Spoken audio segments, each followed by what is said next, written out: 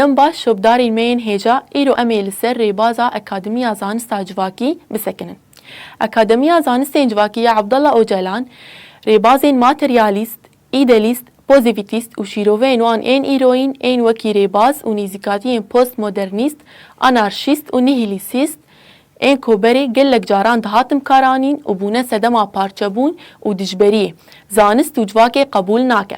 Birexneyê nêzîvan dibin, wan weke rêbazên bê siyaset, bê exlaq û bê parastin hişna civakê dibîne. Bi van rêbazan civak ji aliyê li hevhatinên nû ve tên parçekirin û daqurtandin. Ev rewş civakê dixe nava qirkirinê.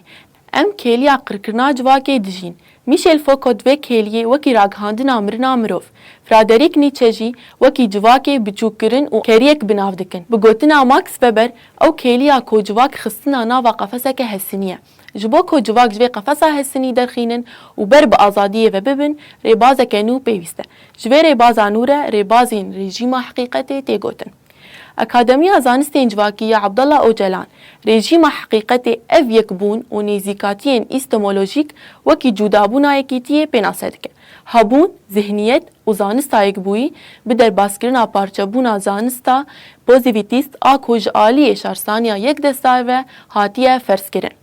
Di zanista civakî de têgihiştineke rast a rêbazê derdkeve holê. Em gihiştin dawiya xeleka xwe, bîr nekin me bişopînin, bimînin nava xêr û xweşiyê de.